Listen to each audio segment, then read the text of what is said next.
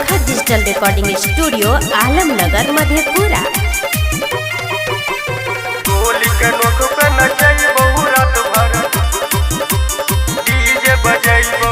चालू कर दे बगे बन जरा नेटर तोरा खातिर बन जब हम ऑपरेटर। तोरा खातिर बन जब हम ऑपरेटर। गोली के नोक पे नचाई बहु रात भर डीजे बजेबो छोरी। गोली के नोक पे नचाई बहु रात भर डीजे बजाइबो। चालू कर दे बगे बन जरा नेटर तोरा खातिर बन जब हम ऑपरेटर। गोली के नोक पे नचाई बहु रात भर डीजे बजेबो छोरी। गोली के नोक पे नचाई बहु रात भर डीजे बजाइबो।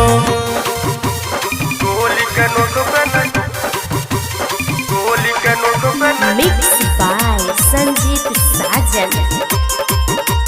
डीजे बजाइबो। थाना पुलिस हमारा से रह जाए बड़ी दूर गे।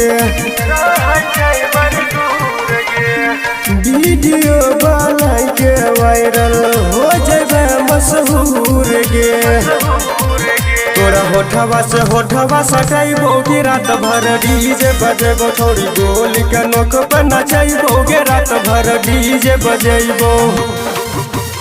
गोली के नोक पे गोली के नोक पे मिक्स बाय संजीत साजन।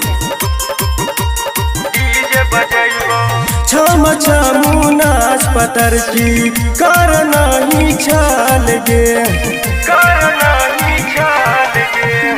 तोर मुसीबत हाल करता शाम बीरबल गे।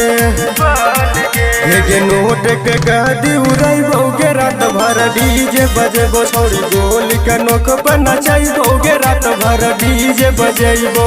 अनोखा digital recording studio Alamnagar Madhepura.